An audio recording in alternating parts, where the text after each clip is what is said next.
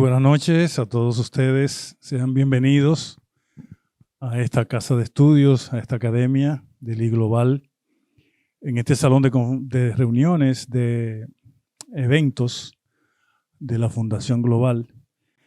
Hoy tenemos el gran placer de contar con un conferencista reconocido en el sector, con cuyas palabras pues daremos inicio formal a lo que es el diplomado que está ofreciendo el iGlobal, precisamente en un tema tan importante y de tanta vigencia como es la transición energética en nuestro país. Vamos a ir descubriendo los desafíos, las estrategias, los avances en esa diversificación que estamos presentando justamente en nuestro sector en los últimos tiempos.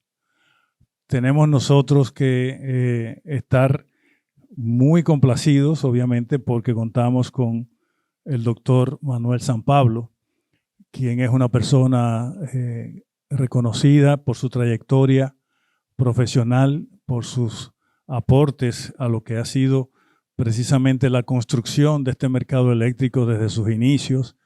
Manuel pues hizo grandes contribuciones muy al inicio de este sector, cuando todavía estaba en la etapa de definiciones muy propias de lo que era la construcción del proceso de capitalización y todo lo que sucedió posteriormente a ese proceso. Manuel tiene un doctorado, está especializado en el área de la economía, obviamente, pero también está especializado en temas del sector eléctrico. Y precisamente su experiencia en el sector eléctrico es que le ha dado este renombre que tiene, este reconocimiento, y que lo ha llevado a desempeñar una de las funciones más desafiantes que tiene el sector, que es la gerencia del organismo coordinador, un ente que tiene a su cargo pues funciones puntuales dentro de lo que es las transacciones de lo que son las partes de la pata de la mesa económica, de las transacciones económicas que tiene nuestro sector eléctrico en nuestro país. Manuel ha estado al frente del organismo coordinador luego de un proceso que precisamente lo llevó a que fuera seleccionado por esas cualidades profesionales que él ha mostrado y que obviamente le hacen digno de asumir esa posición. Hoy tenemos el gran placer de contar con su presencia. Tuvimos que garrearlo, como diría alguien que juega básquetbol, porque él tenía un compromiso fuera del país para la fecha que habíamos programado iniciar esta conferencia, pero las cosas se fueron alineando como los planetas y pues pudimos concretar esta cita para hoy y así poder contar con Manuel en esta disertación sobre este tema tan relevante. Nosotros queremos exhortarles también a ustedes a que puedan pues visualizar este proyecto de la Academia del iGlobal en este interés de promover el conocimiento del sector eléctrico en temas tan desafiantes como lo son la transición energética, los desafíos que tenemos en la diversificación y en los retos que tiene nuestro país de cara al futuro de este mercado. Sin muchas palabras, yo no quisiera extenderme para no quitarle el espacio. Para los que no me conocen, no sé si me conocen todos, pero yo soy Ángel Cano. Yo estuve en la Superintendencia de Electricidad, en la Comisión Nacional de Energía y muchos años también en el sector de la distribución por allá con los españoles, con Unión Fenosa, donde nos conocimos justamente en esos primeros tiempos. Así que sean ustedes todos bienvenidos y vamos a darle la palabra a nuestro conferencista de hoy, al disertante, pues Manuel San Pablo, con un aplauso. Muchas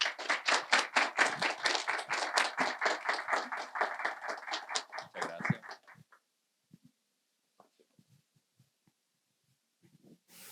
Ángel, muchas gracias por esa presentación y saludos, digamos, a todos, algunas caras conocidas en el sector, y qué bueno que estén esta noche en esta inauguración de un diplomado que promete, y yo creo que como siempre los temas académicos aplicados al sector son de mucha importancia.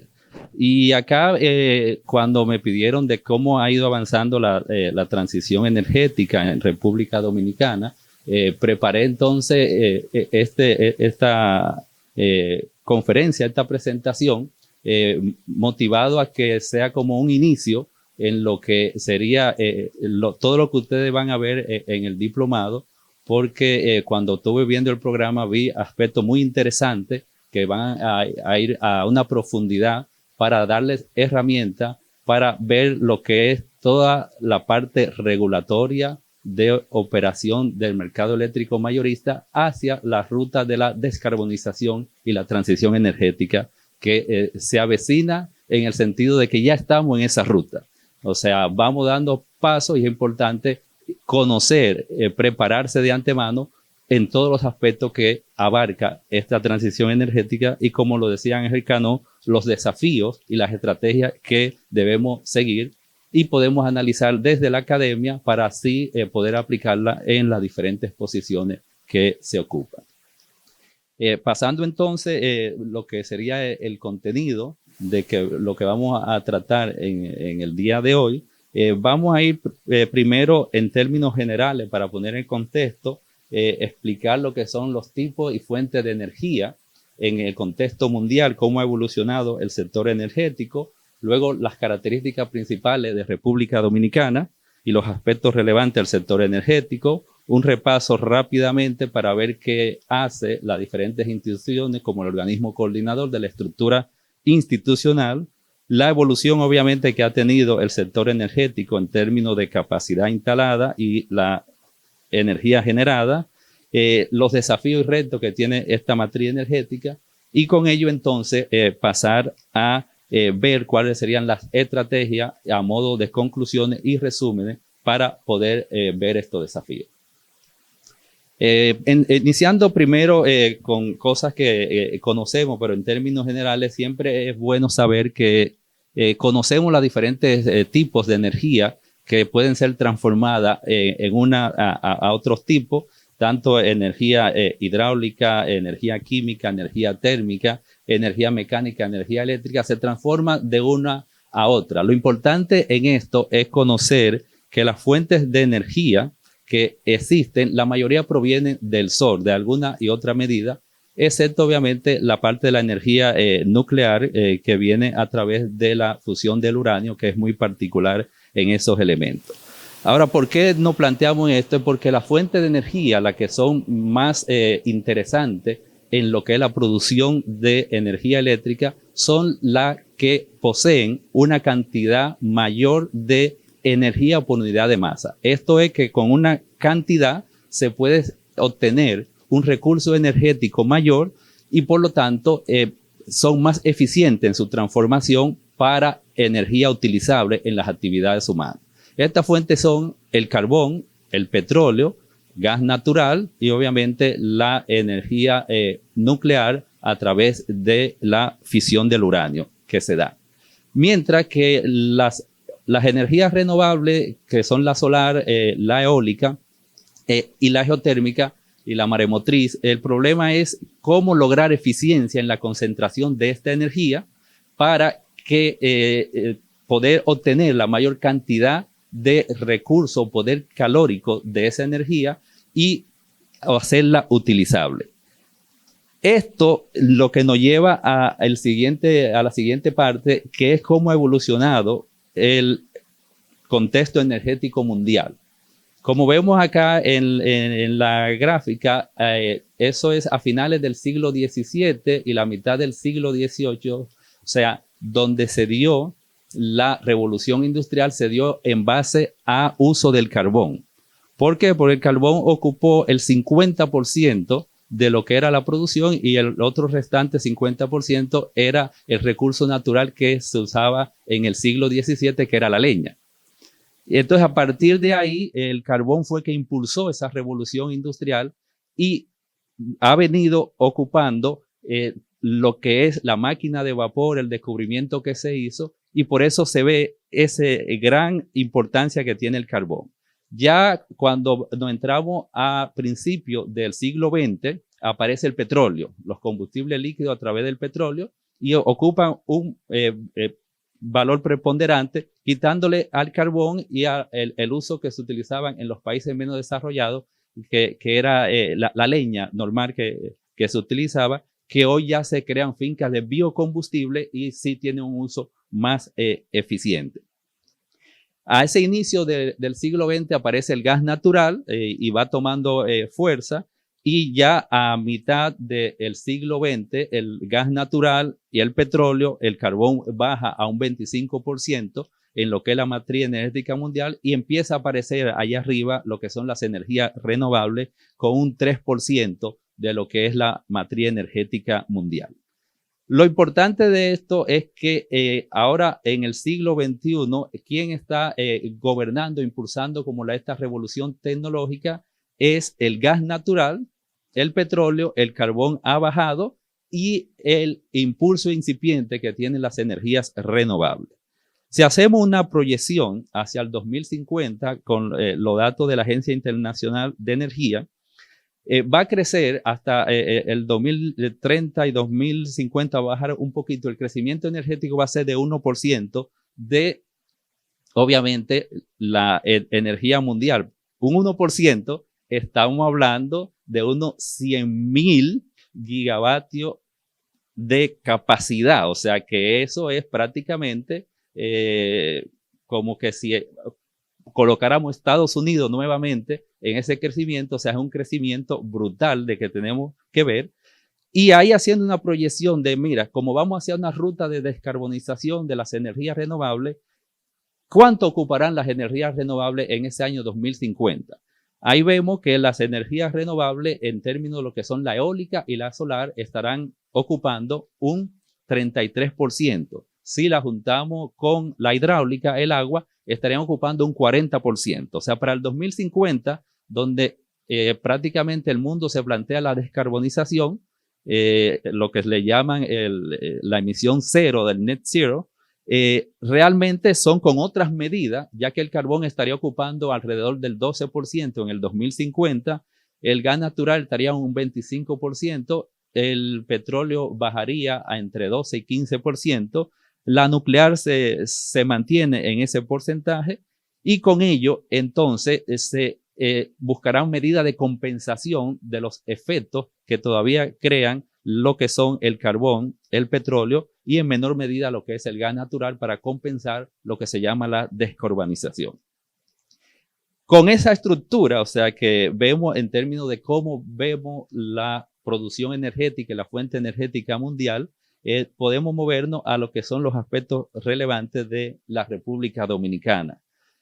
Sabemos que somos un país desarrollado, nuestra economía es una economía abierta, realmente hay que reconocer que hemos tenido un crecimiento económico realmente mucho mayor que los países de acá de Latinoamérica, Centroamérica, y obviamente que todo el crecimiento económico de la sociedad está apoyado en el uso de energético. En todo hay que utilizar energía y por lo tanto, independientemente que uno pueda decir, bueno, pero la economía más relevante en República Dominicana es el sector turismo, el sector servicio, pero para mantener ese turismo necesita un sector energético de producción de energía, de producción de electricidad robusto, con calidad, para obviamente que no se vayan hacia otros puntos y mantener esa industria soportada respecto a lo que es un sector eléctrico eficiente.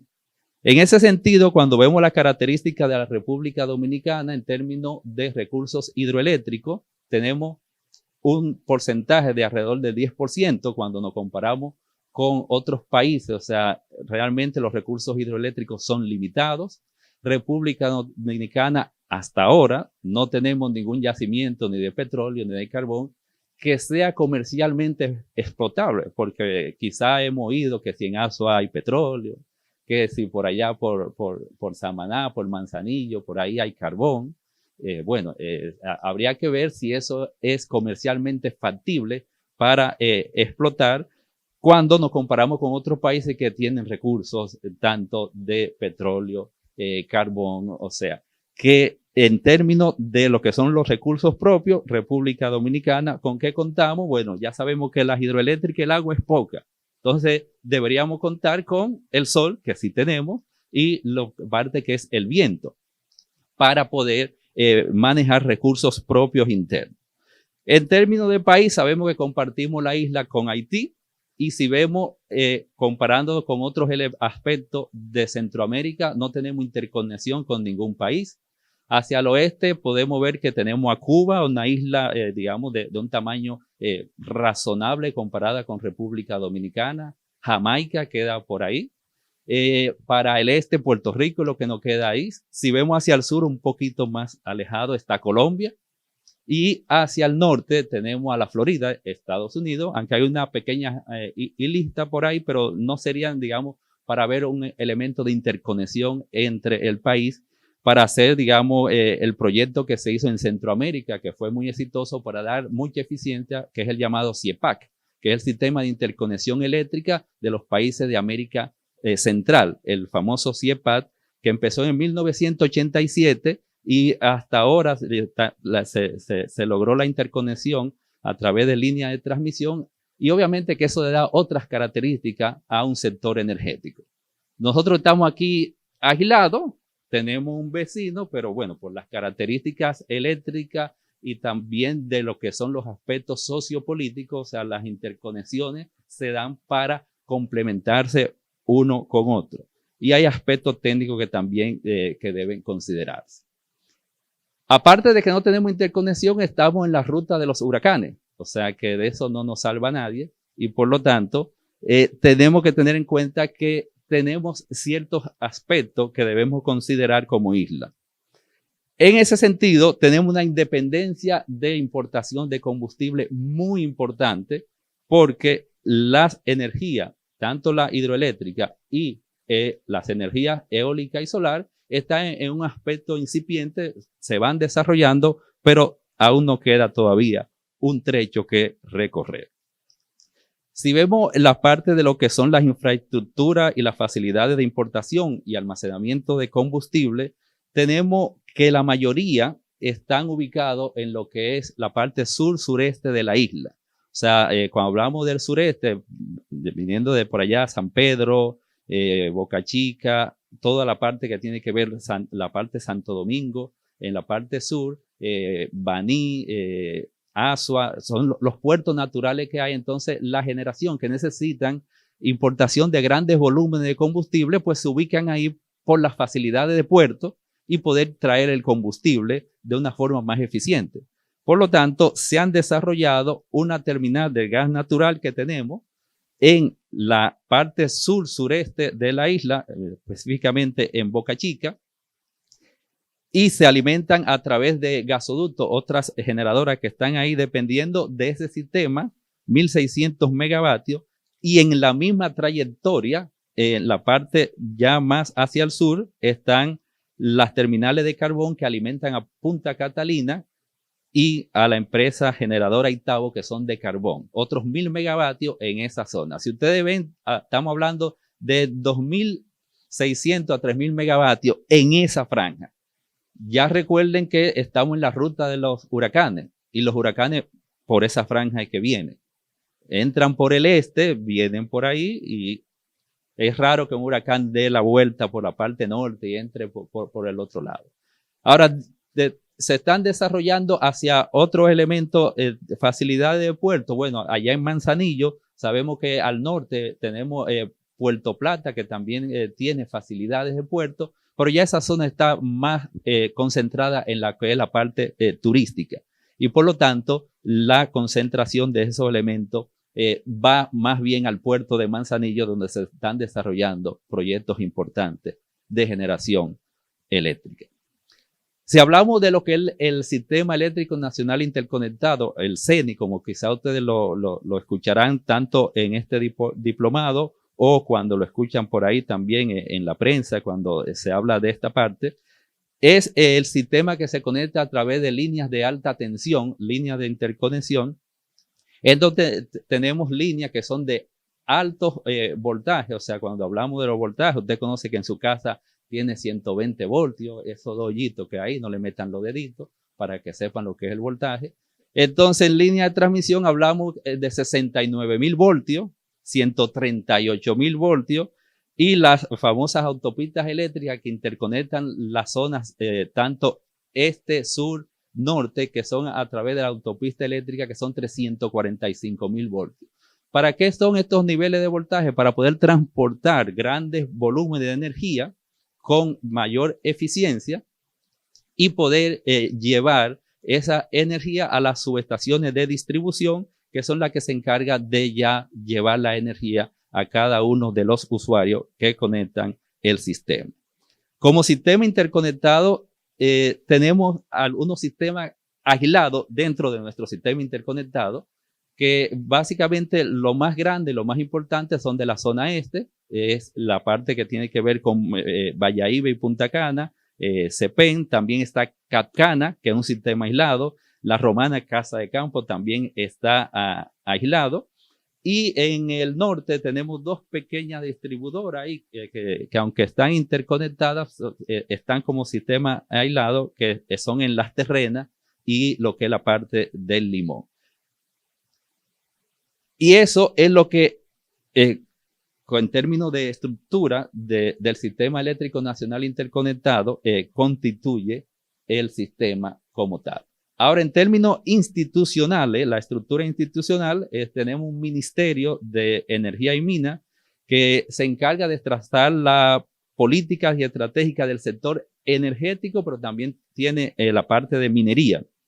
La Comisión Nacional de Energía, que es la que hace la planificación de largo plazo y tiene que ejecutar las políticas que indica el Ministerio de Energía y Minas. La Superintendencia de Electricidad, que es el órgano fiscalizador, supervisor y regulador del sector eléctrico. Tenemos el organismo coordinador que planifica y opera el mercado. Tenemos a la empresa de transmisión, que aquí se menciona como estructura institucional por el Centro de Control de Energía, que es quien opera en tiempo real el Sistema Eléctrico Nacional Interconectado. Y dentro de todos los agentes que interactúan en ese mercado están generadores, distribuidoras y la propia empresa de transmisión, que es un agente para poder transportar la energía. Dando un poquito de publicidad, ya que estamos hablando acá, tengo que mencionar cuáles son las funciones del organismo coordinador, no dejarla así y dedicarle aunque sea un pedacito a él. El organismo coordinador, como muy acertadamente lo indicaba Ángel, aparte de que tenemos que planificar y coordinar la operación del sistema eléctrico, hay una partecita ahí que esos recursos, tanto de la generación, de los recursos de las líneas de transmisión que estén disponibles, tenemos que combinarlo, de hacerlo de una forma óptima, es decir, a mínimo costo. No es simplemente que tenemos los recursos ahí, sino de cómo lo llevamos, de que esa operación, esa programación, esa planificación y esa coordinación resulte en una coordinación óptima. Y esto después tenemos que calcularlo y llevarlo a dinero. O sea, ¿qué significa esa coordinación, esa operación? Que son las famosas transacciones económicas que se dan entre los agentes para decir quién le vendió a quién, cuánto, cómo y cómo deben darse esas transacciones, si fue en la parte de un mercado libre, para que el mercado pueda desarrollarse y cualquiera que esté en el mercado pueda confiar que las transacciones que se dan en ese mercado son de acuerdo a lo que está establecido y por lo tanto puede confiar plenamente en el mercado. Esto conlleva y trae como consecuencia una segunda función, que es cooperar junto con el agente regulador y la Comisión Nacional de Energía, es promover una sana competencia, porque cuando el mercado está claro, entonces se promueve lo que se llama la sana competencia del mercado. Si nos movemos entonces a la parte del sistema eléctrico como mercado, el mercado, como decía Ángel, antes era un sistema verticalmente integrado, fue desintegrado en términos horizontal, es decir, crear varias empresas de generación, varias empresas que puedan transmitir, varias empresas que puedan distribuir. En el caso de la República Dominicana se desintegró la parte de generación, se puso la parte competitiva en ese mercado de generación en base a costo y se creó un despacho económico, o sea que las unidades se despachan de acuerdo a su costo, buscando que minimizar el costo de producción de la energía eléctrica. Una sola empresa de transmisión por el tamaño del país en términos estratégicos. Esta empresa de transmisión es 100% estatal. Eso depende de la característica y la estrategia de cada país. A veces en términos académicos se dice si eso es bueno, eso es malo. Eso no tiene nada que ver respecto a eso, sino depende de la estrategia del país. Hay en otros países que la empresa de transmisión son estatales. Hay en otros países que hay más de una empresa de transmisión. Yo sé que en este diplomado, cuando ustedes estén haciendo análisis comparado, van a ver que en otros países existen 2 empresas de transmisión, algunas que son privadas y otra que la tiene el Estado 100%. Y lo que busca la empresa de transmisión es dar el servicio de transporte de energía eléctrica de los puntos de centro de generación a los puntos de centro de demanda. La generación eléctrica mayor de 5 megavatios de capacidad son 100% estatal y se la debe desarrollar la empresa generadora hidroeléctrica. Y las empresas de distribución se crearon por zonas de concesión, ubicando simplemente la zona geográfica de donde depende cada una de ellas. Esto es común, o sea, en la mayoría de los países dice una zona geográfica de concesión, pues se crea una empresa distribuidora y los usuarios se ponen debajo de esa zona de concesión de esa empresa distribuidora. Así ven los nombres EDESUR, EDENORTE, EDEESTE, son por zonas geográficas y se pueden ver en otros países. En Argentina se llaman así mismo EDESUR, EDENORTE y EDEESTE. Si va a Chile, el mismo nombre, EDESUR, EDENORTE, EDEESTE. O sea, es una zona de concesión donde se da esos elementos y después se crean para buscar un mecanismo de competencia en ese mercado mayorista, grandes usuarios, y se dice, mira, usted puede ser un usuario no regulado, o sea que no puede comprarle no solo a su zona de concesión, sino que puede acceder al mercado eléctrico mayorista y comprarle a cualquier agente que interviene en ese mercado a través, obviamente, del sistema de transmisión. En el caso de República Dominicana, las 3 empresas distribuidoras actualmente son propiedad 100% estatal, son empresas comerciales. Y la parte que tiene que ver con cómo se organiza el mercado eléctrico mayorista, se organiza por bloques de generación, donde tenemos el bloque de generación privado, donde están todas las empresas, ya sean térmicas renovables, que sean de capital privado, funciona en ese bloque de generación privado. Existe un bloque de generación estatal, porque recuerden que el Estado tiene el 100% de las hidroeléctricas y también tiene una empresa térmica, que es la empresa generadora Punta Catalina, y por lo tanto se ubica en ese bloque en el mercado eléctrico mayorista. La empresa de transmisión es una sola y las 3 empresas de distribución que abarcan lo que es el bloque de distribución.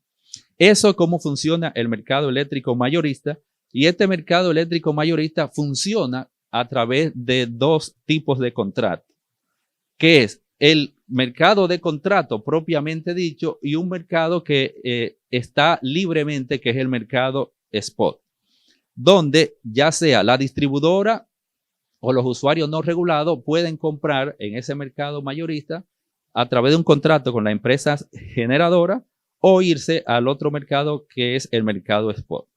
En el mercado del contrato, usted libremente pacta con el generador, si usted es un usuario o una distribuidora, a precio competitivo, y que esos contratos puedan pasar hacia lo que sería la tarifa en términos de lo que serían los ajustes técnicos y por lo tanto sean de una forma competitiva en este mercado. El otro mercado es el mercado spot. En el mercado spot, ahí se compran las transacciones que no fueron por el mercado de contrato, se transan a ese mercado spot. ¿A qué precio? A lo que le llama el costo marginal que se da en cada hora. Si un generador es de 100 megavatios y tiene contrato por 80, los otros 20 lo está vendiendo al mercado spot. ¿A quién se lo está vendiendo? Bueno, a uno que quizá tenía un consumo de 100, pero nada más compró 80 por contrato, los otros 20 lo tiene que comprar a ese mercado spot. Entonces, en esas transacciones se dan esas diferencias, el precio es al costo marginal y lo que son los contratos y los precios de los contratos no intervienen en ese mercado spot. O sea, para las transacciones que hace el organismo coordinador, nosotros lo que vemos y transamos son balances y cantidades. En el sentido de que, bueno, usted vendió 20 al spot y lo que vemos son los precios del mercado spot. Usted vendió 80 al contrato, pues ustedes sabrán a qué precio ustedes manejaron ese contrato, porque nosotros ni vemos el precio como organismo coordinador y por lo tanto eso hace de que el contrato, de que si usted tiene un contrato, no importa a qué precio lo tengan, no importa, usted va a ser despachado de acuerdo a las reglas de lo que es el mercado marginal que depende de su costo. O sea, usted entrará en ese mercado a través de lo que dice acá, una lista de mérito, que se hace un despacho económico tomando una lista de mérito semanal, quiere decir una lista de mérito, organizar de menor a mayor costo. O sea, ¿quiénes entran primero a producir el kilovatio? Las unidades que son más baratas en términos de producción de su costo. Y así se organizan hasta llegar a cubrir la demanda de ese mercado. Y con eso se transa cada hora ese mercado spot. Si usted tiene un contrato y usted no está generando, o no significa que hay que despacharla primero porque usted tenga un contrato, eso no interviene en esa parte. El contrato es, como vimos, un arreglo entre particulares para hacer un negocio, pero siempre, como dijimos, tiene que intervenir el regulador porque esos contratos tienen que ser eficientes para que puedan pasar a tarifa. Aterrizando un poco, entonces, mira cómo está compuesto el sistema eléctrico nacional en términos de capacidad instalada. Aquí estamos el corte del año 2023. Como capacidad instalada, el sistema tiene unos 5.600 megavatios capacidad instalada. Ahora, la capacidad instalada es lo que dice la placa o sea, su vehículo puede decir, mira, 220, pero no significa que usted corre a 220. O sea, es la capacidad que tiene el vehículo de desarrollar 220 kilómetros por hora. Pero seguro nunca usted lo va a llegar ni cerca de 220 kilómetros. ¿Por qué? Porque eso depende de las condiciones de sitio. O sea, si hace calor, qué condiciones hay. Siempre hay pérdida en el camino. O sea que cuando hablamos de capacidad instalada, dice 5.600 megavatios. Si en el año 2023, en octubre, la demanda máxima fue 3.600 megavatios, usted puede decir no sobra. Pero eso es en el pico, en la noche, que se dio esa demanda máxima a las 9 de la noche. Significa eso que a esa hora la energía solar es cero. O sea, que no cuenta de que de esos 5.600 habría que restar esa parte que no estaban ahí para atender esa demanda. Ni los otros elementos que tienen que ver con reserva para poder atender esa demanda. O sea, cuando hablamos de capacidad instalada para cubrir una demanda pico, tenemos que hablar de cuál es la capacidad efectiva de potencia que tuvimos contando el año 2023. Fueron alrededor de unos 3.800 megavatios en hora pico efectivo, que pudimos cubrir esa demanda a 3.600 megavatios. Pero obviamente que somos sensibles a cuando hay ya sea fallas de unidades o hay mantenimiento de unidades, porque no podemos quedar cortos dependiendo del tamaño de las unidades que salen. Si vemos la distribución en términos de capacidad instalada, tenemos el 31% de las energías renovables, destacándose la parte solar, la hidroeléctrica y la eólica, y un 1% ahí que tenemos de biomasa. Capacidad instalada, vuelvo y repito. La capacidad instalada significa lo que dice la placa. Ahora, ¿cuánto produce eso? Eso lo podemos ver en este siguiente slide. De lo que genera esas unidades, el 15% fue a través de energías renovables, destacándose 5% hidroeléctrica, 5% eólica, 4% solar y 1% de biomasa. Quiere decir que cuando vimos ahorita que República Dominicana tiene que importar combustible de los puertos, el 85% de la energía que se produjo en el año 2023 fue a través de combustibles fósiles que no están acá, que hay que importarlo y por lo tanto estamos abiertos a lo que son los choques externos, cualquier problema de retraso que pueda haber en los barcos que llegan con esos combustibles, huracanes, lluvia, la marea alta, o sea, puede crear un efecto en el 85% de nuestra matriz energética. Eso quiere decir que tenemos una matriz energética que está diversificada, pero aún no queda un camino que recorrer. Si la vemos acá en términos mensuales, vemos que la energía solar de ese 12% que teníamos de capacidad instalada, o sea, se mantiene en lo que es la producción alrededor de un 5% en el año 2023, que es algo importante. Si ustedes ven que mensualmente no varía mucho, porque el sol, aunque ustedes no lo crean, es muy eficiente en términos desde las 7 por ahí va subiendo y entre las 10 y las 4 de la tarde tenemos esos picos solares. Hoy el día estaba nublado y de sol habían 400 megavatios. Hoy, solo de sol, nublado como estaba, teníamos 400 megavatios. Y de la eólica, en el día de hoy, que no estaba en su capacidad tope, teníamos unos 130 megavatios en la parte que tenía que ver con eólica. Pero yéndonos más al detalle para ver en el 2023, el día de mayor entrega de energía renovable fue el día 10 de diciembre, con 26.5% se entregaron de energía renovable, incluido las hidroeléctricas. Y a las 12:30 del día 12 de diciembre, la potencia generada de las renovables alcanzó 935 megavatios a las 12:30. Por ahí. El valor de hoy de los 400 megavatios era a la 1 de la tarde cuando lo estuve viendo. Si ustedes se fijan, a esa hora, las hidroeléctricas normalmente estamos acumulando agua para poder despacharla en la noche, en la que tienen embalse, y alrededor ahí solamente de hidroeléctrica había unos 30 megavatios. La mayoría llegamos a 600 megavatios ese día de solar, 600 megavatios de solar. Estamos hablando del año 2023, teníamos que de capacidad instalada son unos 675 solar y unos 425 en eólica. La eólica estaban alrededor de 300 megavatios, la solar 600 megavatios y los otros 35 megavatios una hidroeléctrica que estaban disponibles, pero la estábamos dejando para la noche, cuando no tenemos sol, que se da. O sea que fíjense la parte importante de la contribución de la energía solar, de que vamos avanzando respecto a esos recursos.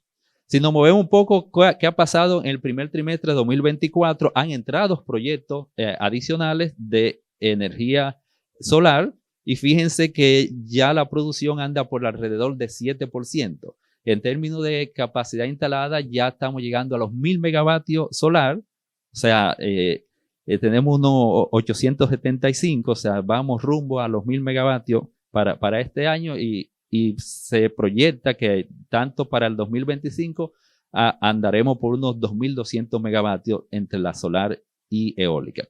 Pero todo se está concentrando en la energía solar. Ya vemos si 7, sumando la eólica, estamos hablando de un alrededor de 13% entre eólica y solar.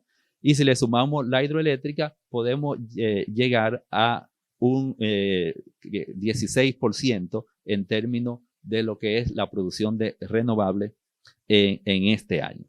Ahora, ¿qué significa eso en lo que es la operación del sistema eléctrico?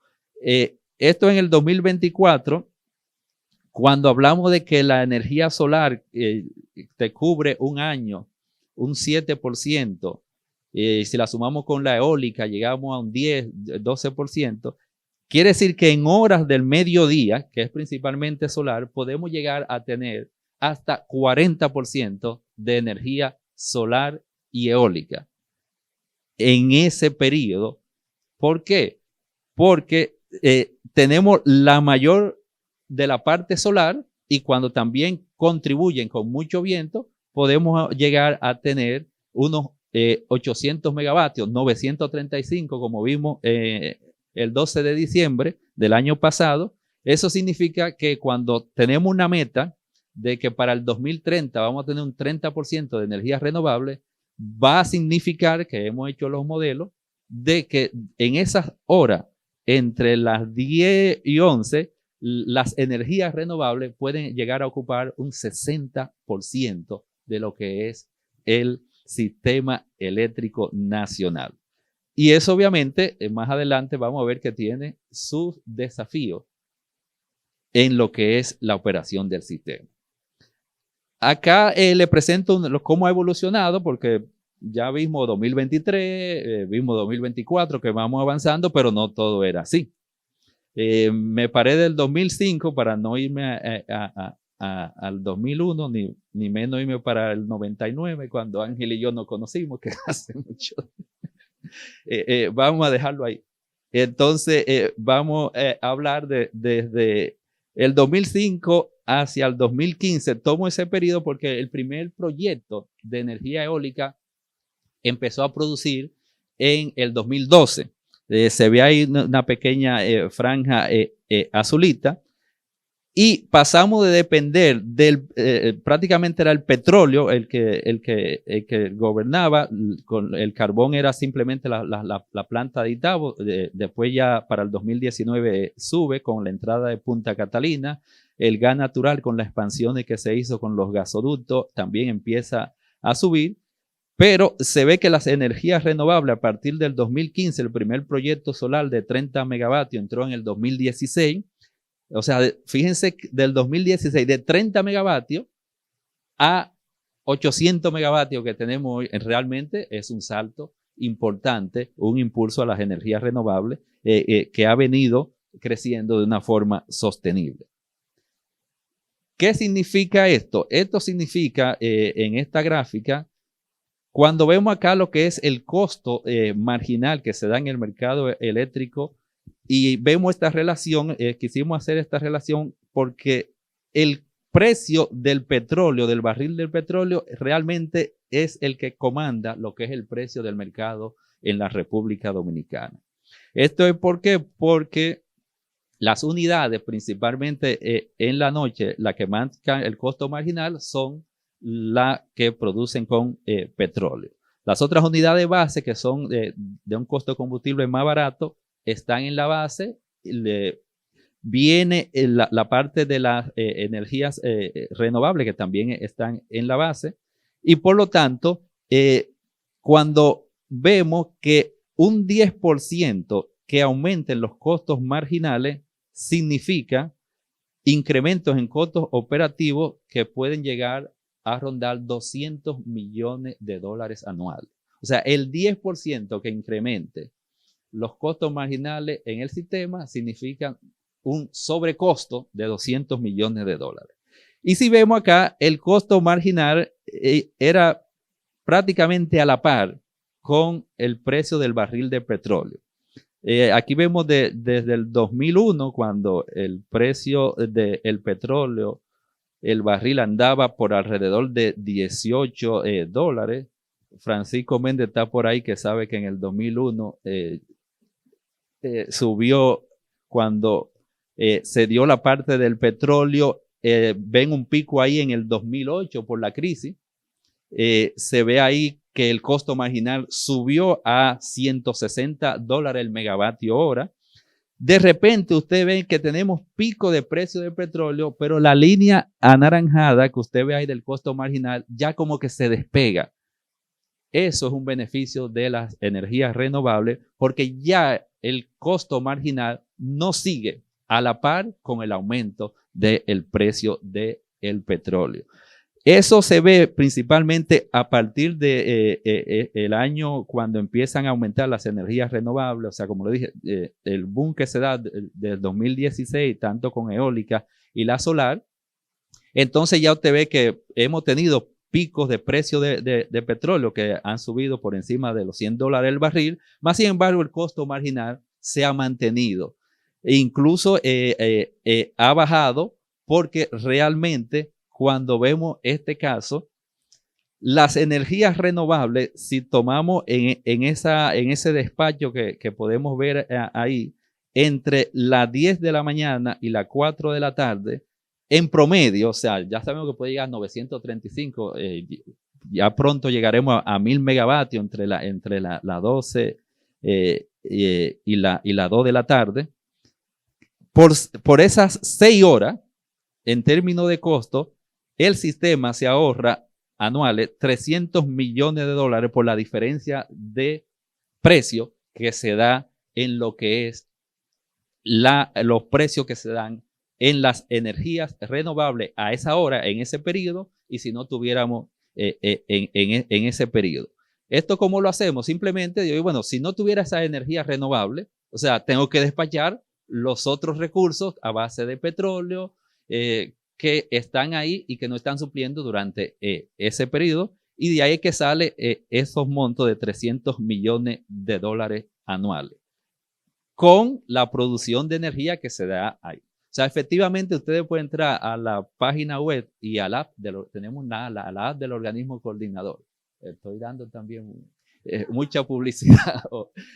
Pueden entrar y ver la parte de los costos marginales, y si usted ve a esa hora, a partir de las 10, los costos marginales llegan a bajar alrededor de un 60% de lo que es el costo marginal que se da en las horas de la noche. O sea, lo pueden ver ahí, anda alrededor, o sea, a veces bajan más de $50 el megavatio hora, o si ustedes lo quieren ver en términos de centavos por kilovatio hora, 5 centavos el kilovatio hora, cuando en la noche está a 10, a 11 centavos el kilovatio hora.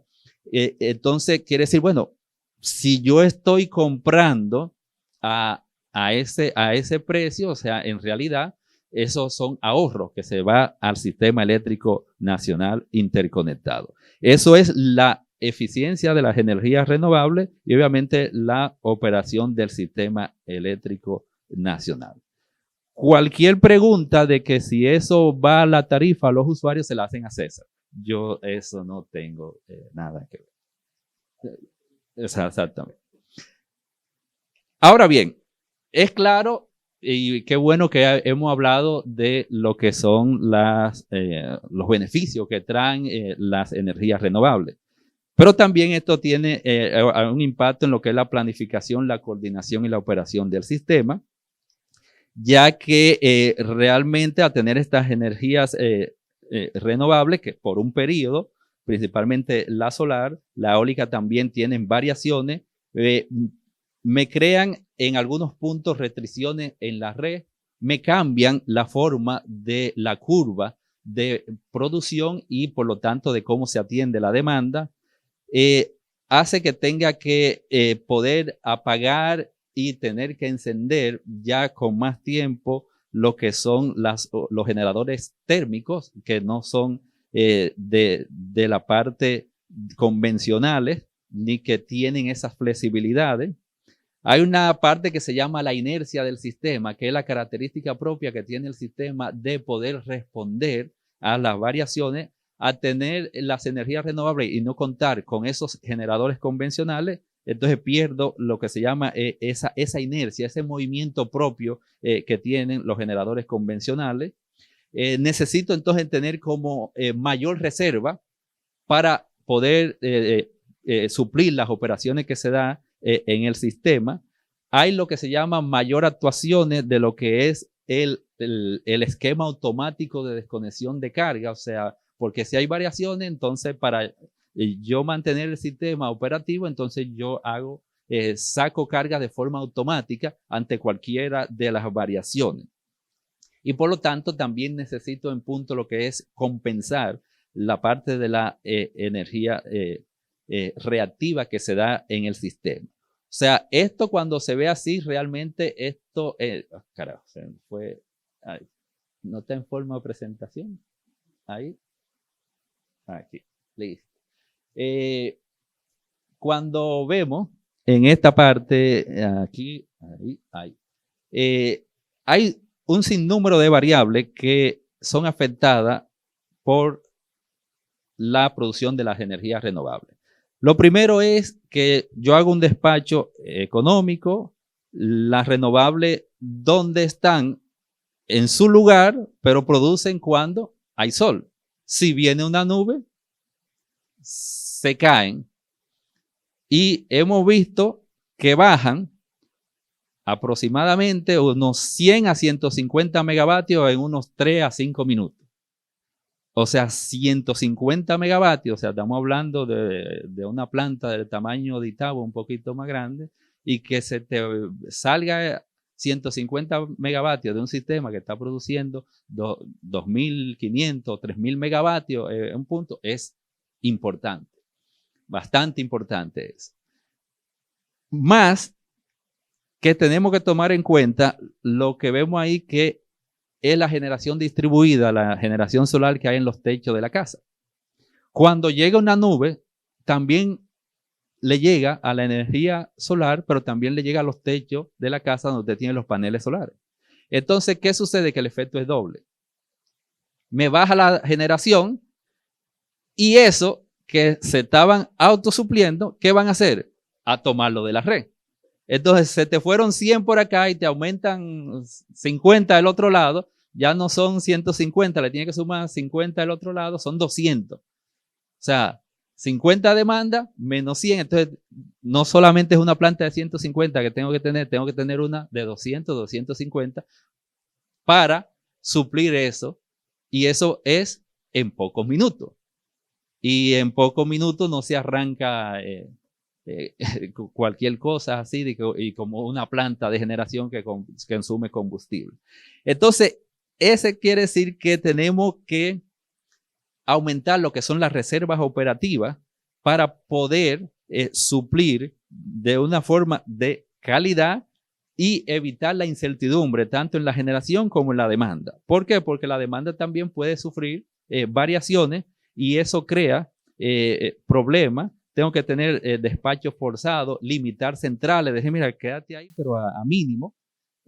Obviamente que tú dices, bueno, pero me tiene forzado, yo no estoy en el mercado, o sea, siempre hay elementos que tenemos que tomar en cuenta y obviamente que todos estamos en este mercado, o sea, buscando producir energía, llevar la energía a los usuarios. El usuario, que somos todos somos usuarios, o sea, porque nada más no nos acordamos acá, dice, bueno, cuando estamos en la casa somos usuarios, si se nos va la luz, criticamos lo mismo, igualito. Y por lo tanto decimos hasta lo mismo como le digo yo, o sea, si se va la energía, siempre miran a uno mal y dicen, tú no hay que trabajar ahí, o sea, ¿de qué estamos hablando? O sea, ellos no entienden eso, nadie entiende eso, ni nosotros tampoco entendemos eso, porque se supone que para eso estamos, o sea, para poder brindarle la energía con la calidad a todos los usuarios. Y obviamente que tenemos que tomar en cuenta que la parte tanto de las energías renovables, la generación distribuida, los coches eléctricos, o sea, tiene un efecto en lo que es la demanda, la forma y las variaciones que se dan en el sistema. Y estas variaciones, obviamente, tenemos que poderlas suplir. Cuando vemos a medida que vamos viendo en los años que va a pasar en el 2025, 2026, a medida que va aumentando, hay un cambio drástico en lo que es la forma y tenemos que el sol va a ocupar entre esas horas realmente una gran proporción. Como le dije, en esas horas puede llegar al 60% de lo que es la demanda. O sea que el colchón que nos queda para poder gestionar las variaciones que se dan, porque cuando tenemos más solar, cuando venga la nube, mayor será la variación. Ahora no serán 150, ahora pueden ser 300 megavatios. Porque hemos visto, aunque la energía puede estar distribuida en las diferentes zonas, tenemos en el este, hay grandes proyectos y que se han ido instalando, la mayoría están en la parte sur, en el norte, pero ha venido aumentando y por casualidad o por mala suerte, la nube como que llega en el este, en el sur y en el norte al mismo tiempo. Y todos los parques hacen así, ¡buah! Y se van. ¿Para qué? Pues que se te complique más. y así mismo se van con los usuarios. Y eso significa que tenemos entonces que estar muy atentos en la parte operativa, porque cuando hay esas variaciones, lo que actúa primero es el esquema automático. El esquema automático es que saca toda la carga posible, o sea, en los circuitos que llegan a su casa, está en lo que se llama el EDAT, como se dice. A veces uno habla del EDAT y no cree que todo el mundo sabe lo que es el EDAT. El esquema automático del lastre de carga, que saca la carga de su casa, pero a veces te ve que se va la carga en 5 minutos en su casa y vuelve y te llega, o vuelve y se va, y es porque esas variaciones, o sea, cuando varían eso hace que la energía se le vaya en su casa, vuelve y llega, y siempre la gente siempre dice, no, es un relajo que tienen la EDES, esto es un arbolito. Dice, no, no es ningún relajo, o sea, porque a quién le conviene estar encendiendo un circuito y quitando un circuito. Pero obviamente nada de eso puede verse, sino que debe tratarse de que eso sea lo mínimo, o sea, ¿qué se debe hacer? ¿Qué medidas se deben tomar para que esas variaciones sean mínimas en términos de lo que va a afectar el sistema? Más cuando si no movemos para el año 2027, vemos que la solar va a producir un 15% de energía, del pastel de energía, la eólica un 7%, o sea, estamos hablando de 22%. Si la sumamos con los 3 de hidroeléctrica, estamos hablando 25, 26% en el 2027. O sea, vemos que vamos para la meta del 2030 al 30%. Eso significa que estamos hablando que estamos adicionando más de 2.200 megavatios de capacidad, o sea, 2.200 megavatios. O sea, tú dices, bueno, en el 2027 podemos contar con demanda de 4.000, pero estamos hablando que el 50% de capacidad usted lo tiene en energía solar y eólica, pero la mayoría es solar, porque la eólica no tenemos ningún proyecto nuevo por tanto eficiencias en términos de costo en la instalación y obviamente también en la rapidez con la cual se instalan estos proyectos. Eso significa mayores desafíos y por lo tanto tenemos que ir hacia estrategia de planificación y de diversificación tomando en cuenta esto. O sea, en términos de planificación debemos ampliar y mejorar toda la infraestructura de lo que es el sistema de transmisión y los sistemas de control. Debemos tener una planificación de generación de tanto en términos de lo que es tamaño, tecnología y flexibilidad. Continuar con la ruta de diversificación, pero impulsando las generaciones que sean flexibles, o sea, poder instalar generación en diferentes puntos me va a permitir lo que es poder controlar lo que son las restricciones que se dan entre zonas y por lo tanto mejorar lo que es la parte operativa y no se den lo que son las actuaciones y los controles de la salida tanto de generación como la salida de la carga. Y para eso necesitamos un plan de expansión, tanto la transmisión y de la parte de generación que estén complementados y que sea eficientemente dimensionado. De parte nuestra, nosotros tenemos lo que se llama sistemas de pronóstico. Tenemos que mejorar y ampliar los insumos en lo que son los sistemas de pronóstico, coordinar en forma óptima lo que son las entradas y la salida de las unidades, tener una mayor incertidumbre de los proyectos, o sea, tener mayores informaciones y de nuestra parte robustecer toda nuestra base dinámica para los análisis eléctricos. Estamos haciendo muchos análisis, pero necesitamos fortalecer toda la parte que tiene que ver con estudio de protecciones para que actúen correctamente y que vaya aumentando a medida que van aumentando las energías renovables. Hemos visto que la energía renovable ha aumentado en forma sostenible, tanto en el mercado mayorista como en la generación distribuida en las diferentes partes. Esto trae grandes beneficios y también grandes desafíos, como se da en el sistema. Ahora, una de las tecnologías que estamos viendo y que se ha impulsado tanto por la Comisión Nacional de Energía, el Ministerio de Energía, son los sistemas de almacenamiento de energía. Para eso nosotros tenemos que hacer estudios para ver cómo se integran estos almacenamientos de energía, ya que realmente ocupan una posición importante en buscarle esa parte de lo que es la sostenibilidad de un sistema eléctrico de potencia, ya que te permite seguir impulsando la integración de las renovables, te crea estabilidad y confiabilidad en el sistema como un todo, te permite gestionar esos picos de demanda que pueden darse cuando aparece una nube o cuando se da en la noche los picos de demanda a través de ese sistema de almacenamiento. Permite la descentralización de las redes. Puede ser un respaldo para la carga de los vehículos eléctricos de una manera eficiente. De hecho, creo que han anunciado sistema de carga, en CEPEN ha anunciado a través de sistema de almacenamiento de energía a través de batería. Es decir, que los sistemas de almacenamiento refuerzan la resiliencia del sistema como un todo.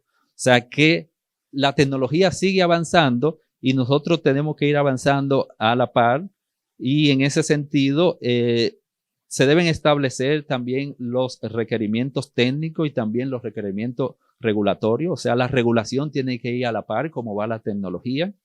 Establecer códigos de redes para tener los diferentes requerimientos que deben tener todas las fuentes de energía, respetando cada una de sus restricciones técnicas, pero tenemos que verlo en un sistema dinámico, no solamente como que el sistema es estático, sino también en un sistema dinámico.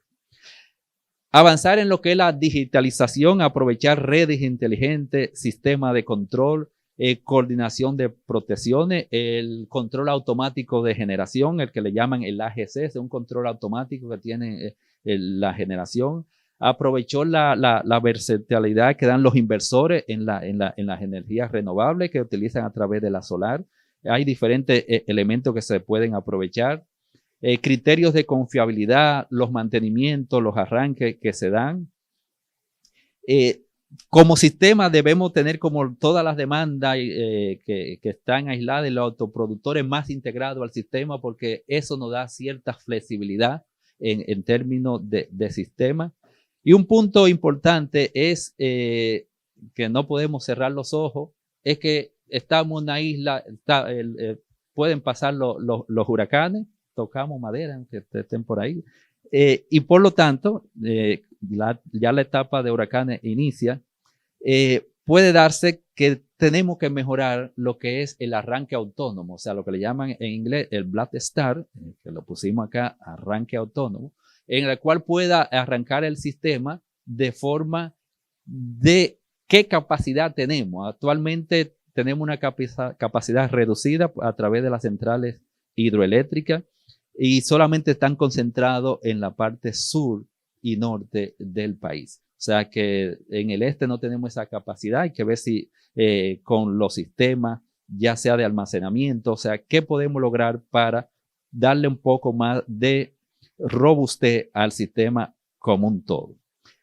Para esto debemos realmente impulsar tanto la integración de la energía renovable, eficiencia energética, ahorro energético, y pensar en esa ruta a la descarbonización. O sea, cuando hablamos de descarbonización no es salir de todo lo que tiene que ver con fuentes que tengan emisiones y buscar la carbono neutralidad, sino buscar otras medidas de contingencia, porque no podemos dejar el sistema sin esa reserva de inercia que me permite manejar las variaciones ya cuando tengamos un 60% de las energías renovables.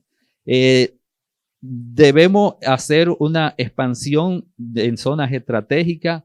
Hay que seguir pensando en la flexibilidad, opciones para asegurar el suministro ante fallo, ante la ocurrencia de los fenómenos naturales, ubicar la generación, puede ser a través de generación distribuida en puntos cercanos a la demanda, que nos contribuyan a ese balance energético, ya que tenemos un desbalance con la zona norte importante. O sea, tenemos flujo muy grande y eso puede crear restricciones entre zonas, de que yo no pueda llevar toda la energía, ya que los diferentes líneas de transmisión no van a la par con el desarrollo de las energías renovables.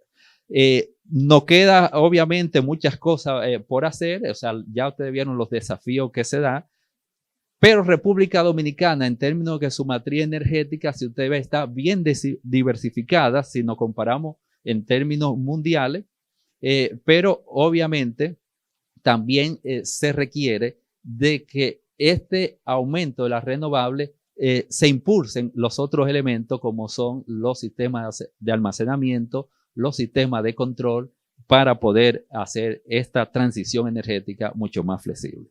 Muchas gracias, eso era lo que... Gracias, tremendo. Muy bien. Excelente, San Pablo. Gracias. Hay muchos aspectos que obviamente quedan abiertos y que por razones de tiempo resulta obvio que tú no pudiste pues tocarlos, nada más que un poco de soslayo allí, pero definitivamente nos has presentado un sector eléctrico con todas las variables y los desafíos que tiene, partiendo de lo que es tu función como gerente del organismo coordinador, y eso nos permite también a nosotros valorar lo que tenemos como mercado eléctrico, un mercado eléctrico que está en crecimiento, que está en desarrollo, a pesar de los desafíos que tú muy bien reconoces que todavía tenemos y que eventualmente estaríamos superando en corto tiempo. Vamos a abrir ahora un espacio de interacción con todos los que están aquí presentes en el auditorio.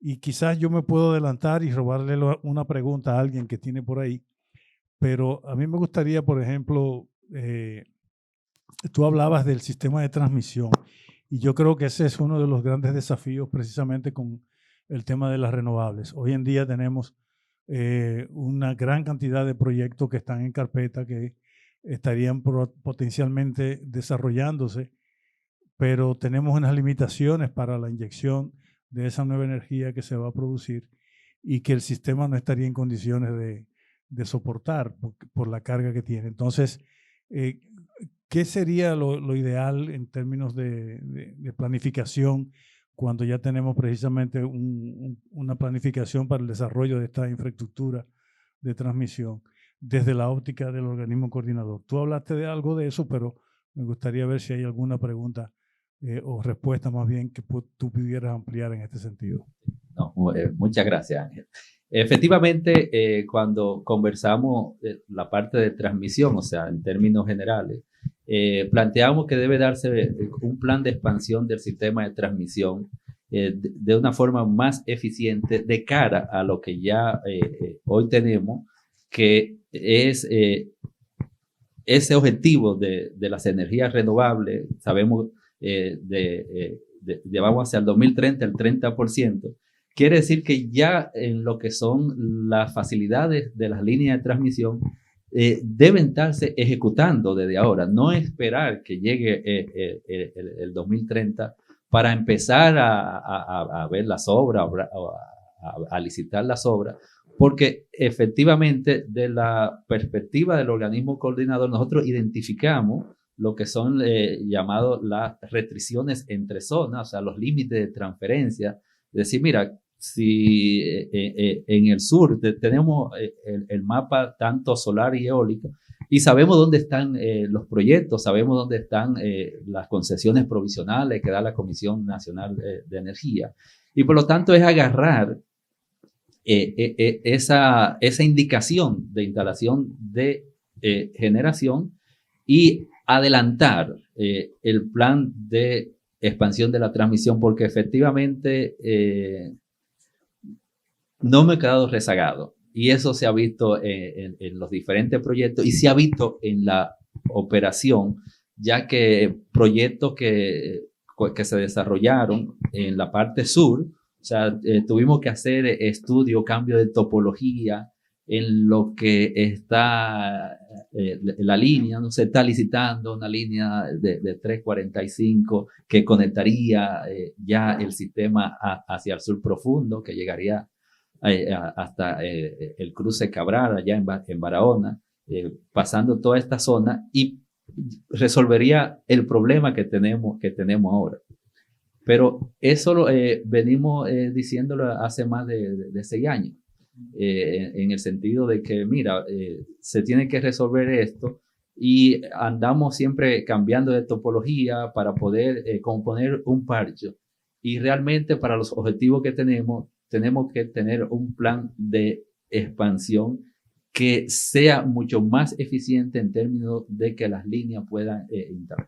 Sabemos los desafíos que hay en el sentido a veces de derecho de paso por donde va la línea de transmisión, pero eso se puede resolver si se hace con la planificación y con tiempo. O sea, se debe ser un poquito más proactivo y no solamente viendo como una parte, porque si uno ve, se están desarrollando proyectos en la zona norte, se están desarrollando proyectos en la parte del este.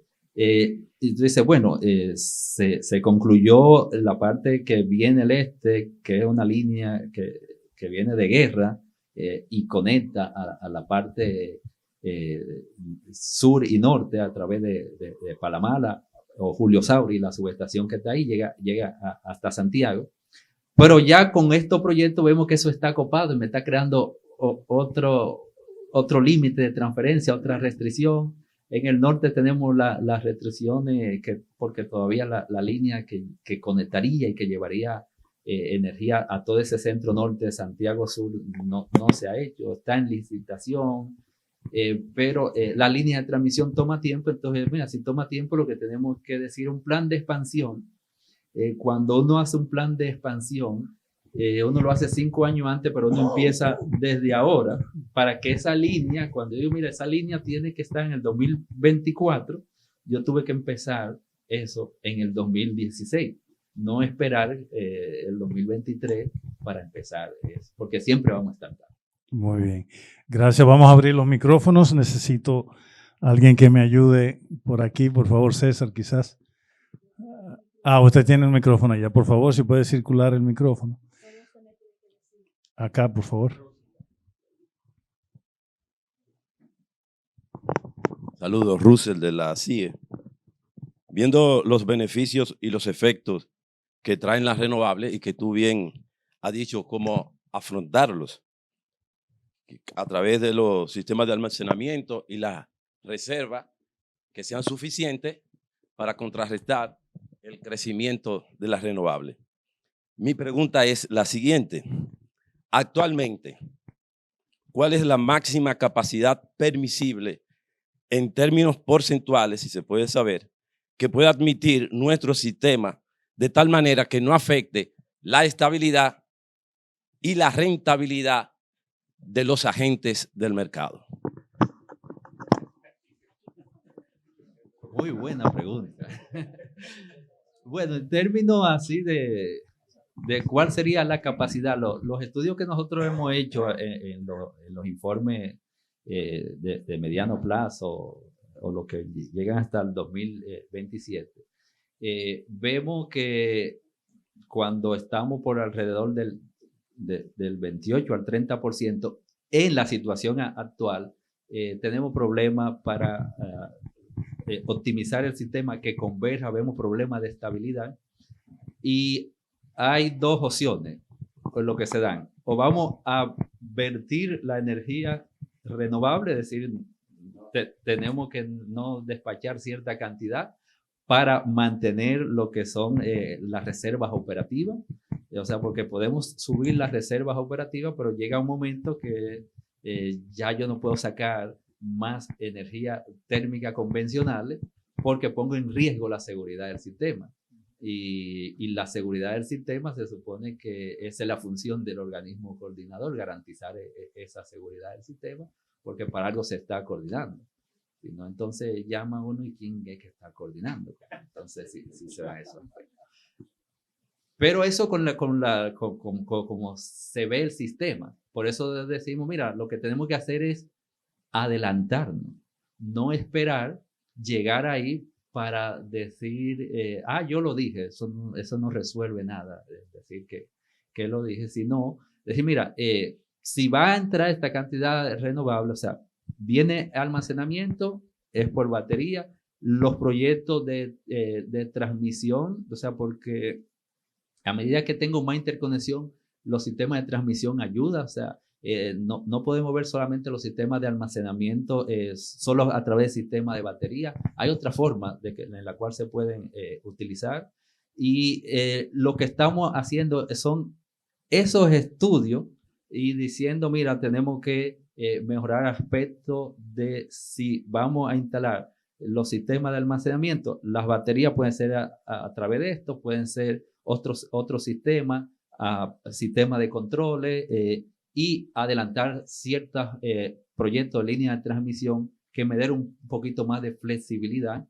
Y también ver la otra parte, lo que se llama la generación flexible, o sea, bloques de generación que no sean tan grandes, que me permitan hacer esa variación para evitar los problemas y los desafíos que sí presentan.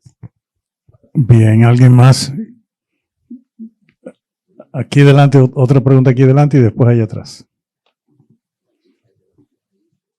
Hay una chica también. Bueno, buenas noches y muchas gracias por la disertación. Se necesita un espacio de reflexión y de discusión como este, yo creo que es sumamente importante para el país. Tengo dos pequeñas preguntas que me gustaría hacerlo porque no puedo irme sin preguntarlas.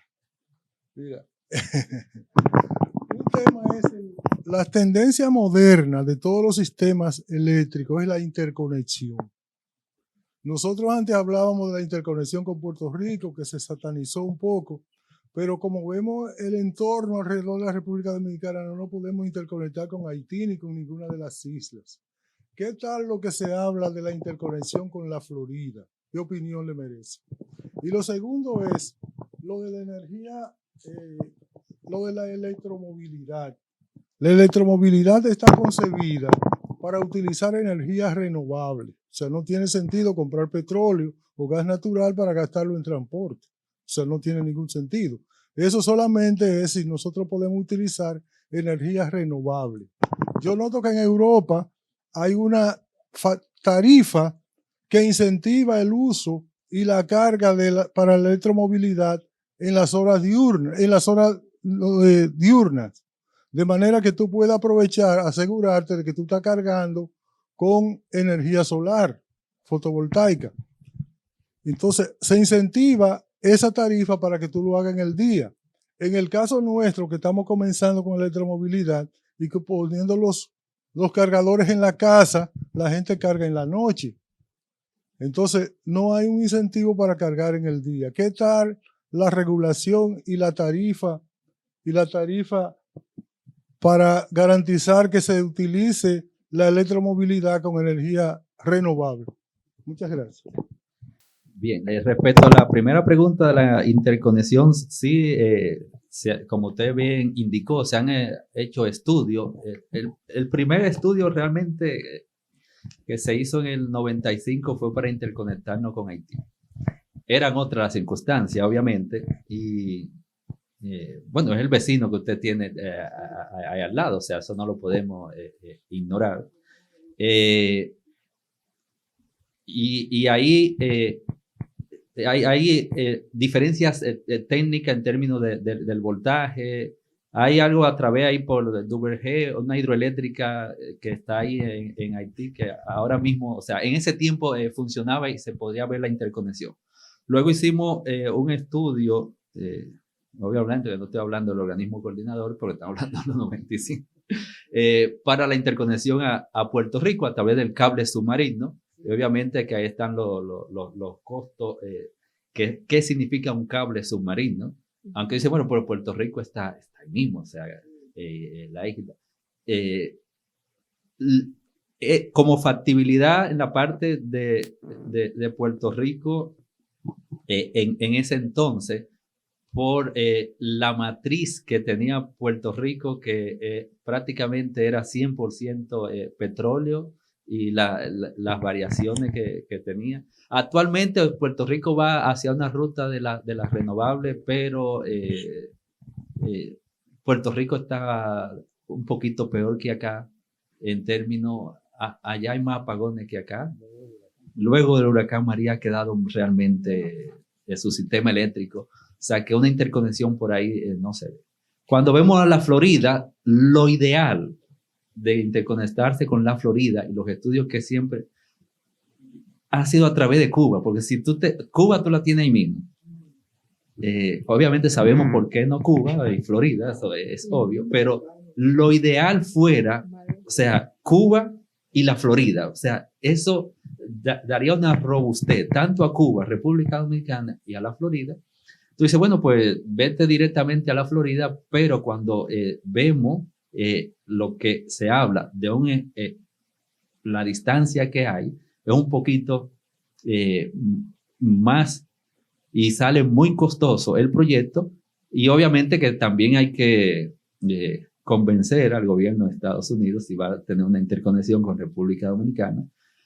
Sí se ve mucho esa parte del estudio de que, bueno, la parte de Cuba se ve, y llegar ahí a la parte de Puerto Rico podría ser, digamos, lo ideal. Pero los estudios están cerrados porque recuerden que una vez se habló de Colombia, de decir, mira, pero tira un cable submarino a Colombia, que tampoco resultó ser factible ese proyecto, esa vez que se planteó. Y hay que ver cómo se pueden seguir manejando. El de Florida, como usted ve, tiene cierto sentido, se está hablando, y que podemos aprovechar eso. Y vemos a ver también cómo manejamos lo de Puerto Rico a medida que las cosas vayan aumentando. Efectivamente, en la segunda parte, o sea que César la va a contestar, usted vio que a esa hora del día la energía baja bastante, y lo ideal fuera ahí que se hicieran la carga en ese periodo y que se planteen los términos regulatorios de la tarifa en uso para aprovechar eso. Y aprovechemos también los sistemas de almacenamiento para crear estaciones de carga que tengan sus paneles solares con un sistema de almacenamiento y te pueda cargar ahí. Eso hay que ver cómo va con la generación distribuida, los mecanismos regulatorios que tiene la superintendencia para emitir esos reglamentos. Y obviamente que nos pongan a nosotros al corriente para, como operación del sistema, no nos sorprendan esas variaciones y estar al corriente de cómo podrían darse esos elementos a medida que se vayan masificando. Bien, la joven acá, por favor. ¿Se escucha? Buenas noches, mi nombre es Cesarina Aguas Vivas. Soy docente y también abogada. Entonces, como todo en este país, tiene que tener un marco jurídico para relacionarse con el gobierno y los organismos. Entonces, ¿cómo se podría, citando el método de investigación que va de lo particular a lo general, ustedes como organismo, cómo se podría resolver el tema energético a nivel, vamos a decir, global? Porque recuerden que tenemos el presupuesto, tenemos los organismos del Estado, tenemos la Estrategia Nacional de Desarrollo, etcétera, etcétera, etcétera. Entonces, ¿cómo podrían ustedes? Porque estoy extasiada con las explicaciones que están dando en materia energética, cosas que yo no conocía. Entonces veo que ustedes son un eslabón para resolver parte del problema energético. Entonces no se le da como importancia a esas cosas. O sea, estamos concentrados en la ley de energía, estamos concentrados en la privatización, en que se vendieron las empresas de Estado. O sea, estamos más en política que en resolver la situación. Entonces, ¿qué marco jurídico podrían ustedes tener para entrelazarse con el gobierno, el que esté de turno, no importa cuál sea, la Estrategia Nacional de Desarrollo, lo que son los Objetivos de Desarrollo Sostenible y lo que se refiere a presupuesto, porque podemos hablar de proyectos, pero necesitamos presupuesto? Y si se podría resolver, por lo menos, en un porcentaje que sea óptimo, el problema de la energía, para que todos podamos, y mi generación, cuando yo tenga hijos, puedan disfrutar de una energía y no estemos discutiendo, porque, por ejemplo, el que no vino a esta conferencia no se entera. Entonces, la mayoría de las decisiones la gente la toma o por saber mucho o por ignorar. O sea, es más o menos en el aspecto jurídico. Gracias por la oportunidad. Él te va a decir que no es abogado. Por suerte estoy del No, lado no yo soy el que hago la pregunta aquí. El conferencista eres tú. por suerte estoy al lado de un buen abogado, pero en términos generales, yo creo que el problema se resuelve entre todos, como usted dijo. O sea, esto debe haber una integración en el cual todos rememos hacia un mismo objetivo. En términos, como tú lo dices, o sea, lo que es un marco jurídico, o sea, que se creen reglas claras, pero también que sea flexible, porque los sistemas cambian, o sea, no podemos quedarnos de que, bueno, esto lo dice ahí y tú no te puedes salir de ahí porque también para eso están los abogados, para que busquen la forma de no salirse de ahí. Y sin, obviamente, menoscabo hacia cuál es la estrategia que debemos seguir. Y como tú dices, o sea, tenemos que tener una estrategia y seguirla y no pensar en cosas particulares o en beneficios del momento particular o mira, yo actúo así por algo particular, sino tenemos que ver que el sistema eléctrico y el sector eléctrico no es algo de corto plazo. O sea, las inversiones son de largo plazo que hacen los generadores.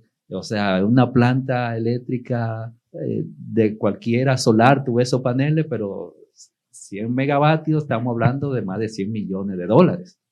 O sea, entonces debe haber todo como ese sistema para que garantice que las cosas funcionen y que esa cantidad de dinero invertido, o sea, no es que en 2 años tú dices, no, voy a agarrar los paneles y me lo llevo del país, no, ya eso está sembrado acá. Y entonces cuando se hacen esas inversiones, se piensa siempre en el largo plazo.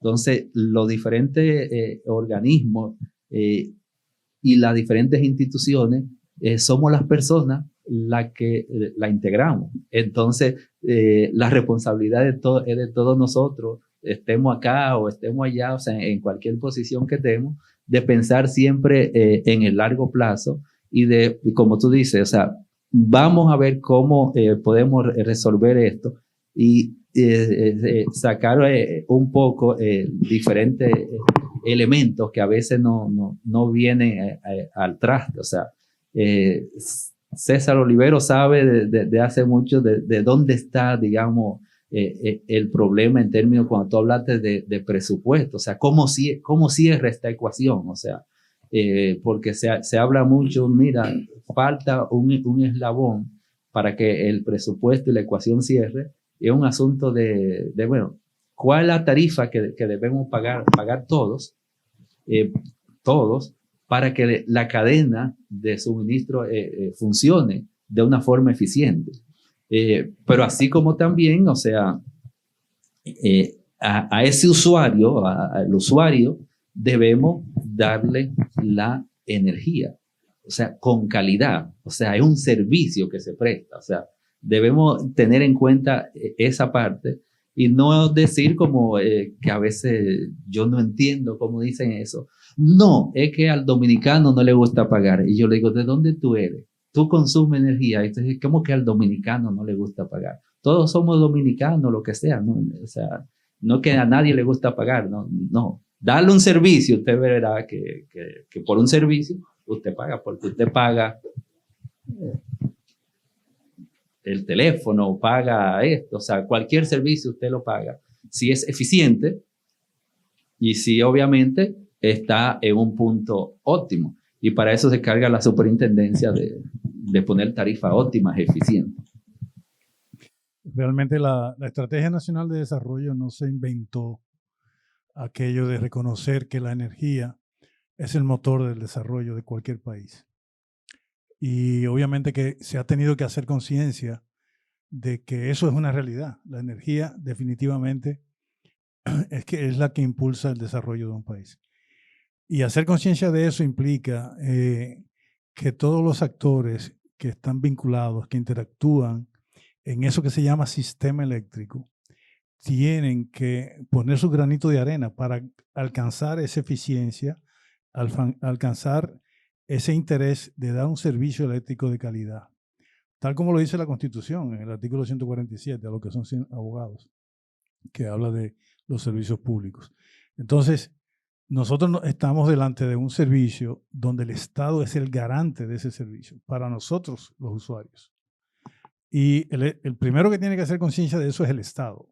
Yo no hablo de gobierno, o sea, puede ser cualquier gobierno, pero el Estado como Estado, el que diseña las políticas, el que realiza la función regulatoria y fiscalizadora de la prestación de ese servicio para satisfacer un interés colectivo, es el Estado.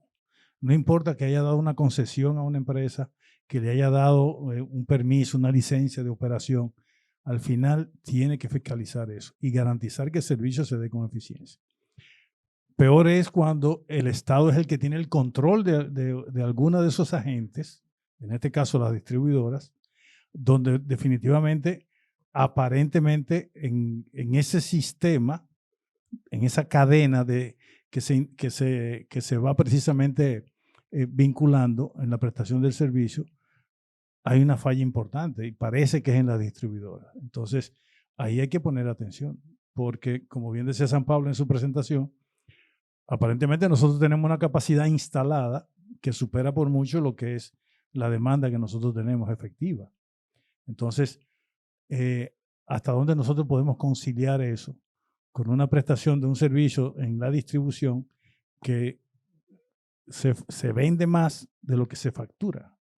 Entonces, es un negocio que la ley normal y de un colmado, donde el que vende más se supone que gana más.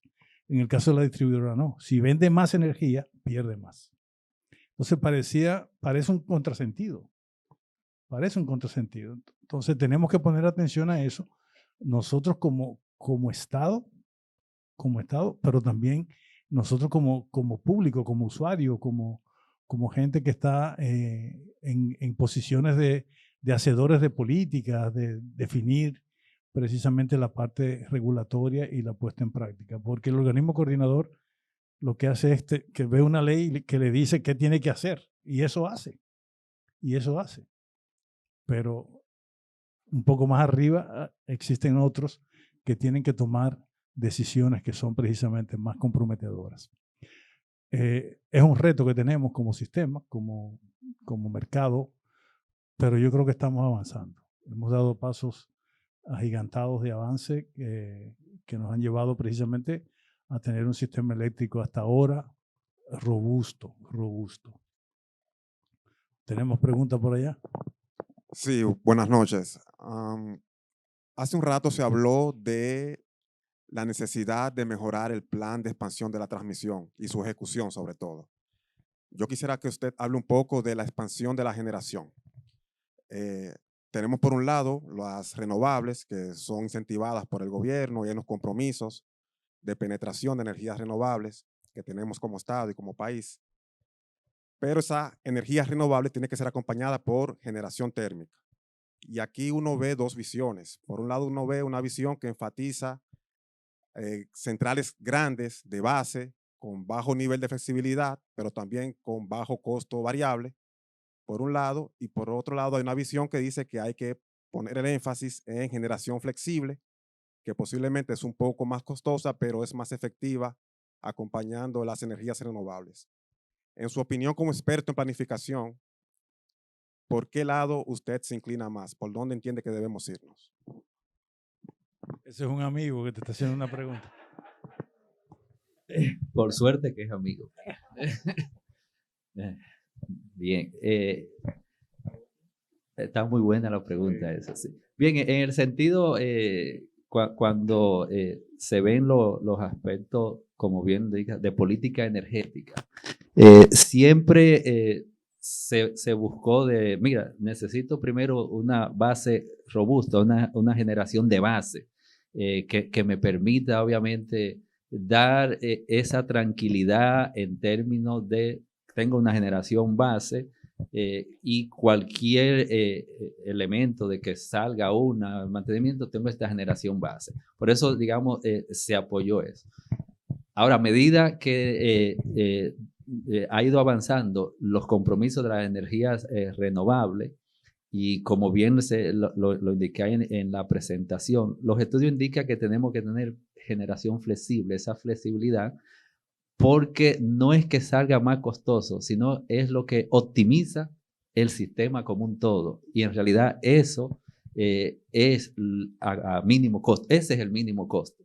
Porque lo otro, mantener reservas operativas de unidades que ya llegan a su mínimo técnico y yo no puedo ya sacar para mantener y no cuento con esa generación flexible, voy a tener o que cortar la renovable, que es lo único que me indica para poder completar esa curva de costo, o seguir insistiendo en sistemas de almacenamiento que también tiene un costo, pero de cómo se integran y cómo se van a operar en el sistema. O sea, es obvio que se están desarrollando tecnologías de generación base de unidades, obviamente de bloques de tamaño. La tecnología ha ido avanzando. En lo que son técnicos saben que pueden haber ciclos que me den facilidad de 2 en 1, 1 en 1, que permiten cierta flexibilidad. O sea, pido disculpas quizá a los que no son técnicos en su área, porque ustedes son técnicos, los abogados tienen su técnica en sus diferentes áreas, sino en la parte de esos bloques de generación que se dan. O sea, la tecnología ha venido avanzando y quizá uno puede aprovechar esa tecnología, pero sí para este sistema y como estamos interconectados, necesitamos esa generación flexible y que el plan de expansión de la transmisión busque esos aspectos: flexibilidad, tamaño, tipo y ubicación, para poder cumplir efectivamente con esos niveles de penetración de energías renovables.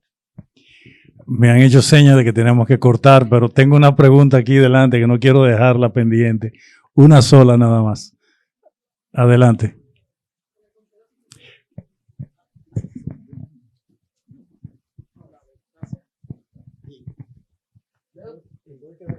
No, ¿me escuchan?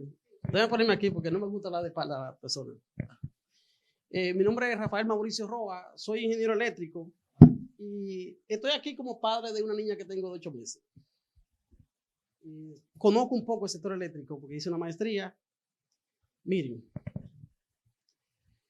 yo tuve una discusión con un cliente en una ferretería, que yo soy suplidor de ferretería, con un abogado y le dije lo siguiente: si hay problema en la justicia, el problema es de los abogados, porque ustedes son los que están llamados ante la sociedad para resolver el tema de la justicia, son los que tienen conocimiento. Si tenemos problemas de alimentación, los agrónomos son los que están llamados para resolver ese tema. En tema eléctrico, nosotros los ingenieros eléctricos somos los que tenemos la culpabilidad, somos los culpables del sistema eléctrico que tenemos actual. ¿Vamos bien? No se desesperen.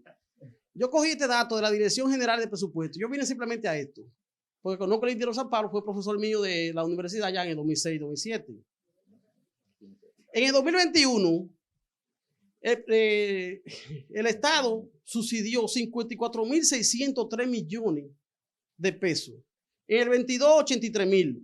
En el 2023, 86.000. Y para el 2024 se estima en 92.000 millones de pesos. Actualmente el Estado está hablando de una reforma fiscal que empieza a recaudar 200.000 millones de pesos. Ahora, si resolvemos el sistema eléctrico, estaríamos hablando de una reforma fiscal o de media reforma fiscal, porque solamente el sector eléctrico estamos hablando de 92.000 millones de pesos. Eso es mucho dinero.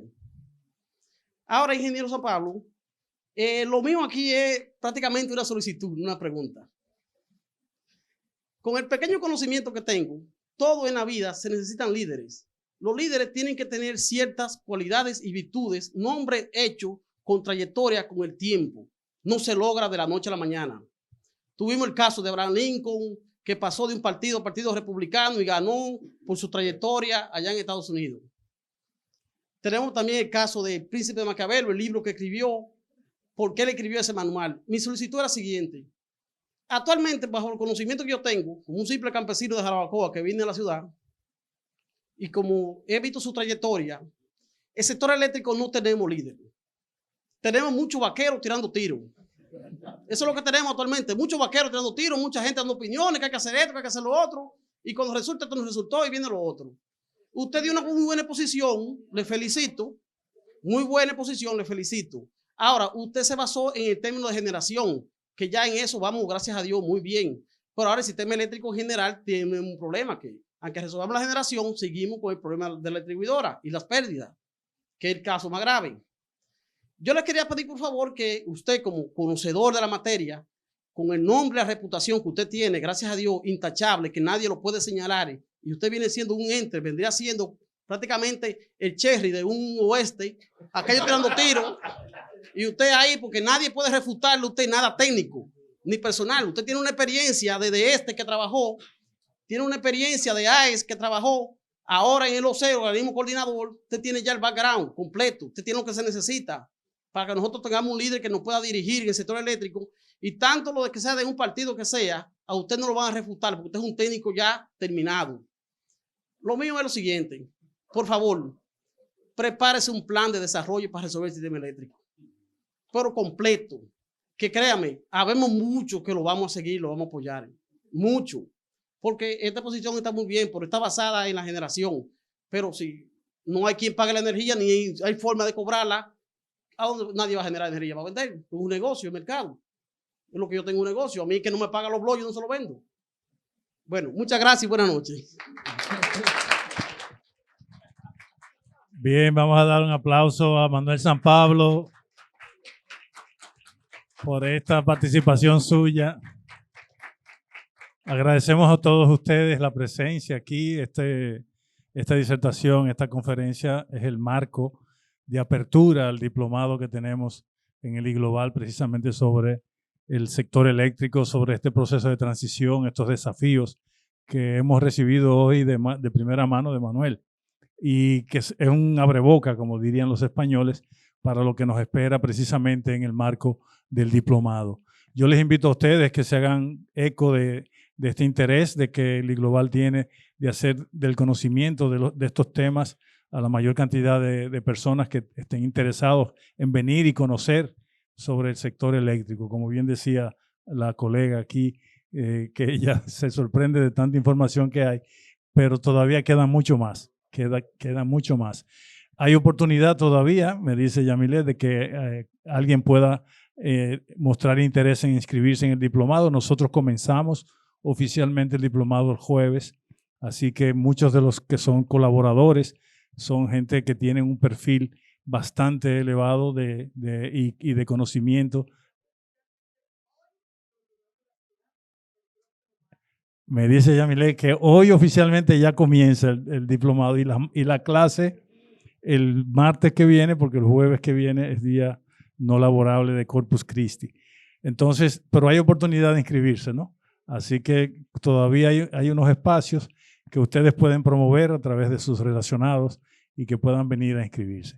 Muchas gracias a todos ustedes, gracias al iGlobal, gracias a Funglode por esta oportunidad de abrir el espacio de la academia para una materia tan importante como lo es el conocimiento del sector eléctrico y sus desafíos actuales. Manuel, gracias.